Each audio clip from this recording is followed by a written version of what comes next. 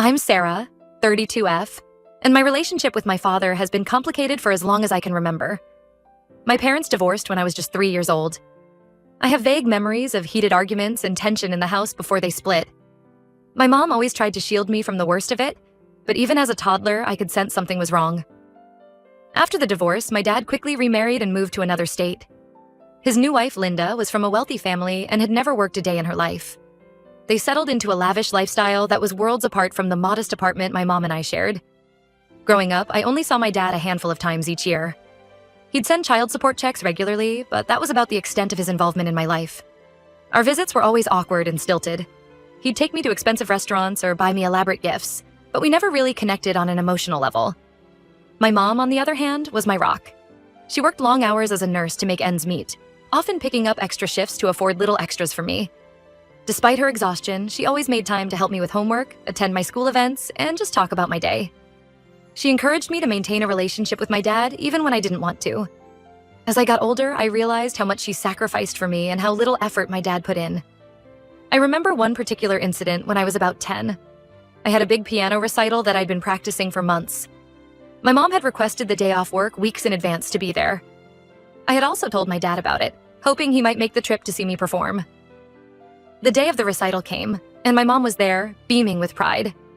My dad, unsurprisingly, was a no-show.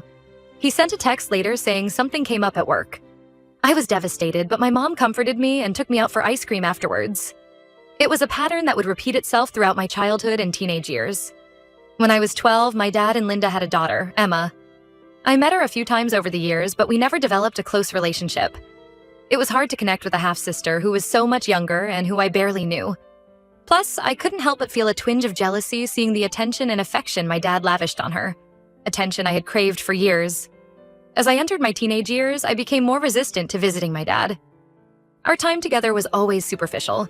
Shopping trips or fancy dinners where we struggled to find things to talk about. I started making excuses to avoid these visits, throwing myself into school activities and friendships instead. My mom never forced me to go, but she always gently encouraged me to keep the door open. After I graduated high school, I went to a state university about an hour from home. My mom had set aside a small college fund for me, and I worked part-time to cover the rest. My dad offered to pay my tuition, but I refused. I didn't want to feel indebted to him or give him a way to control my life. This decision seemed to both surprise and hurt him, but I stood firm. During college, I made even less effort to stay in touch with my dad. The occasional phone calls dwindled to just birthday and holiday greetings. I was busy building my own life, making friends, and exploring my interests. I dated a bit, but nothing serious. My mom remained my biggest supporter, always there with advice or just a listening ear when I needed it. After graduation, I landed a job at a marketing firm in the city. I threw myself into my career, working long hours and steadily climbing the corporate ladder. I made new friends, traveled when I could, and generally enjoyed my independence. My mom and I remained close, talking several times a week and meeting up for dinner whenever possible.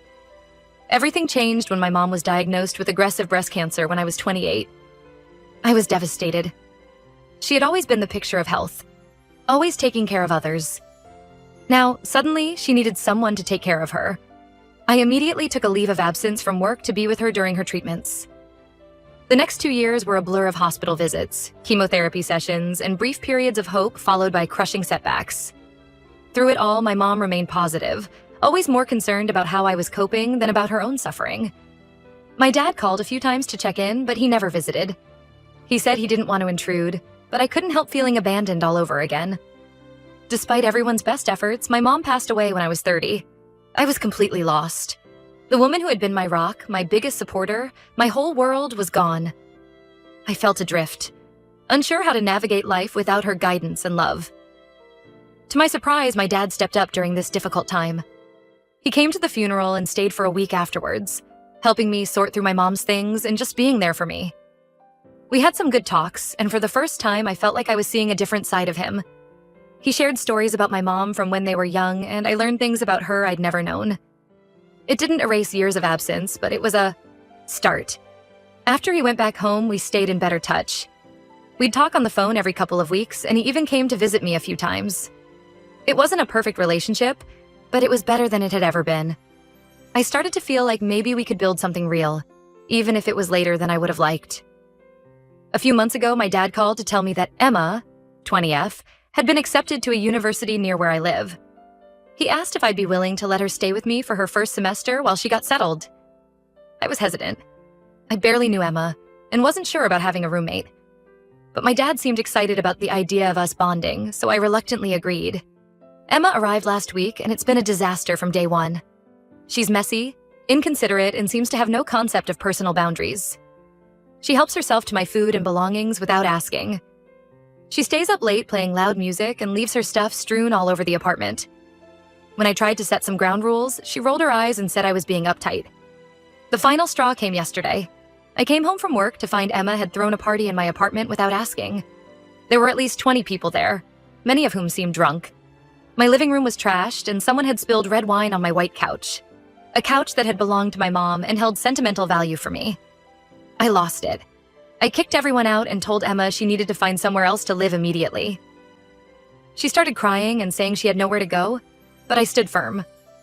I helped her pack her things and called her an Uber to a nearby hotel. My dad called me this morning, furious. He said I was being cruel and selfish, and that family should stick together. He accused me of holding grudges from the past and taking them out on Emma. He even threatened to cut me out of his will if I didn't let Emma come back. I'm hurt and angry. I feel like my dad is trying to make up for his absent parenting by forcing a relationship between Emma and me without considering my feelings or respecting my boundaries. At the same time, I worry that I'm overreacting and being too harsh on Emma. Maybe I'm letting my complicated feelings about my dad cloud my judgment. So, Reddit, AETA for kicking my half-sister out and refusing to let her stay with me? Update 1. It's been a week since everything went down with Emma, and a lot has happened. First, I want to thank everyone for their comments and perspectives. It's helped me process my feelings and gain some clarity. The day after I posted, my dad showed up at my apartment unannounced. He had flown in from out of state, supposedly to fix things. I was tempted not to answer the door, but decided it was better to face this head-on. When I opened the door, I was struck by how tired and old he looked. It was a stark reminder that he wasn't the larger-than-life figure I remembered from my childhood, but just a man, flawed and human like the rest of us. Our conversation started tensely. My dad tried to guilt me about Emma, saying she was young and just needed guidance. I stood my ground and laid out all the ways she had disrespected me and my home. I also expressed how hurt I was that he was taking her side without even hearing me out. As I spoke, memories flooded back. All the times he had disappointed me, all the important moments he had missed. I found myself voicing hurts I hadn't even realized I was still carrying. To my surprise, as I talked, my dad's demeanor changed. He seemed to deflate, sinking down onto my couch with a heavy sigh. Then he did something I never expected. He apologized. Not just for the current situation, but for years of being an absent father. He admitted that he had always felt guilty about how little he was involved in my life growing up. When he left my mom, he said he convinced himself that a clean break would be easier for everyone. But as the years went by, he realized how much he had missed out on. He spoke about watching me grow up in snapshots, a reluctant teenager during his occasional visits, a determined college student rejecting his financial help, a grieving daughter at my mom's funeral. Each time, he said, he felt more and more like a stranger in my life. When Emma was born, he saw it as a second chance to be a good dad. He admitted that he overcompensated with her, rarely saying no and giving her everything she wanted. He realized now that he had done her a disservice by not teaching her responsibility or consideration for others. He also confessed that he had hoped Emma living with me would be a way to bring us all closer together, to create the family bond he had failed to nurture when I was younger. We talked for hours, delving into issues we'd never addressed before. I shared how it felt growing up with an absent father, always wondering why I wasn't enough to make him want to be around. He opened up about his own insecurities, how he felt he could never measure up to the amazing job my mom was doing raising me. It was emotionally exhausting, but also cathartic. For the first time, I felt like my dad was really seeing me and hearing me. At one point, I brought out some old photo albums my mom had kept. There were pictures of me at various ages, school plays, sports events, graduations, all moments my dad had missed. As we looked through them together, I could see the regret on his face. He asked questions about each photo, genuinely interested in the stories behind them. It was bittersweet, sharing these memories that he should have been part of. At the end of our talk, my dad said he understood why I couldn't have Emma living with me. He promised to help her find alternate housing arrangements and to work on teaching her better life skills. He also committed to working on our relationship, suggesting we start having regular dinners together to stay connected. It felt like a small step, but an important one. As for Emma, I did agree to meet with her one more time. My dad brought her over the next day, and she gave a tearful apology. It seemed more genuine than I expected, though I'm still wary. She admitted that she had taken advantage of my hospitality and had never really considered how her actions might affect me. She spoke about feeling pressure to live up to her mom's wealthy background and my dad's expectations, which had led her to act out in destructive ways. I made it clear that while I'm open to slowly building a relationship, I'm not ready to live together or be super close right away. I explained that trust takes time to build, and that her actions had seriously damaged any potential for trust between us. She seemed to accept this, though I could tell she was disappointed. Emma is now staying with a friend from her new university while she looks for a more permanent living situation. My dad is helping her navigate this and also encouraging her to look into counseling to work on her issues with entitlement and responsibility. He's also taking a more active role in teaching her practical life skills, something he admits he should have done years ago. I'm cautiously optimistic about the future of my relationship with both my dad and Emma. It's going to take time and effort, but I think we're on a better path now. I'm proud of myself for standing firm on my boundaries while also being open to reconciliation on my own terms. There's still a lot of work to be done, and I know there will likely be setbacks along the way. But for the first time in a long time, I feel like there's a possibility of having a real family relationship with my dad, and maybe even with Emma. It's a strange feeling, equal parts exciting and terrifying. Only time will tell how it all works out. Update 2. It's been about a month since my last update, and I wanted to share some developments. Things have been progressing slowly but steadily with both my dad and Emma. My dad and I have been meeting for dinner every week as planned. It's been nice to have regular, uninterrupted time to talk and continue rebuilding our relationship. He's been more open about his past mistakes and his hopes for our future. I've also been sharing more about my life and my feelings. It's not always easy, but it feels like we're making real progress. One particularly meaningful moment came when my dad brought over some old photo albums he'd found. There were pictures of me as a baby and toddler that I'd never seen before. As we looked through them together, he shared stories about those early years that I'd never heard. He told me about the day I was born, how nervous and excited he was. He recalled my first steps, my first words, little moments that I had always assumed he hadn't been around for. It made me realize how much of my own history I didn't know, and how much my dad had missed out on by being absent for so long. These dinners have also given me a chance to learn more about my dad's life. He's opened up about his own childhood, which was far from idyllic. His father was an alcoholic who was often abusive, and his mother struggled with depression. He admitted that he never really learned how to be a good father because he never had one himself. It doesn't excuse his absence in my life, but it helps me understand him better. As for Emma, we've had a few brief meetings, always in public places like coffee shops. She seems to be making an effort to be more considerate and less entitled. In our last conversation, she admitted that she'd never really had to face consequences for her actions before, and that getting kicked out of my place was a wake-up call. Emma has found an apartment to share with 2 other students from her university. She's learning to budget, cook for herself, and manage her time. All skills she apparently never developed living at home. It's been an adjustment for her, but she seems to be rising to the challenge. She told me about struggling to do laundry for the first time and how she had to call our dad for help deciphering the washing machine settings. It was a reminder of how different our upbringings were. One interesting development is that Emma has started asking me for advice about school and life in general. It's a bit strange being in a mentor-like role for someone I barely know, but I'm trying to be helpful without overstepping. I've shared some of my experiences from when I was her age, both the successes and the mistakes I made. She seems genuinely interested in my perspective, which is a nice change from her previous attitude.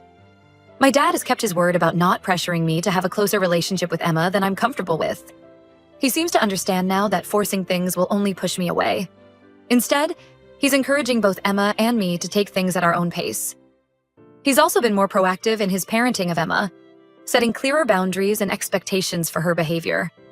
I'm still processing a lot of feelings about my childhood and my relationship with my dad. There's a part of me that's angry about all the years we lost, but I'm trying to focus on the present and future rather than dwelling on the past.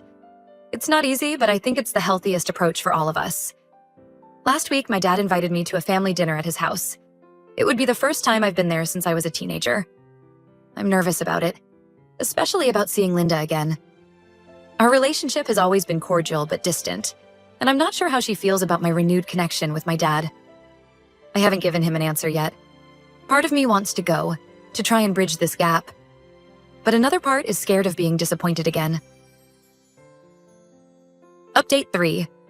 It's been about 3 months since my original post, and I wanted to provide one final update. A lot has changed, mostly for the better, but there have been some challenges too. My relationship with my dad continues to improve.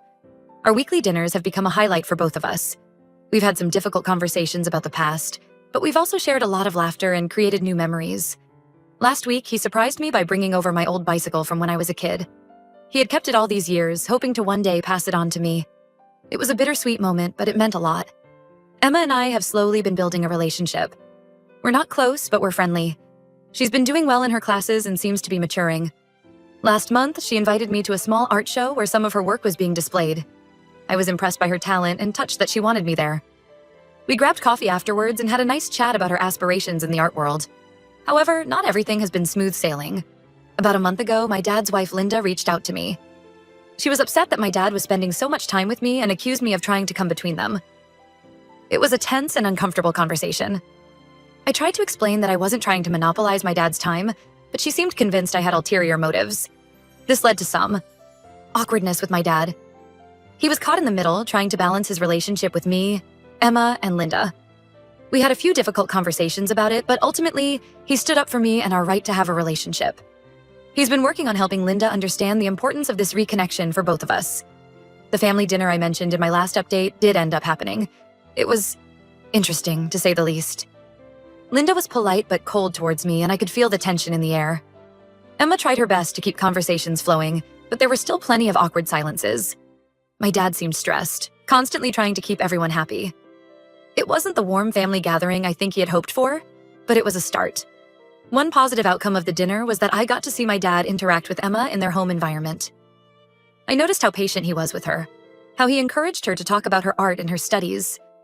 It made me wonder how different things might have been if he had been that kind of father to me when I was growing up. It's a bittersweet realization. Through all of this, I've learned a lot about forgiveness, boundaries, and the complexity of family relationships. I'm not sure what the future holds, but I'm cautiously optimistic.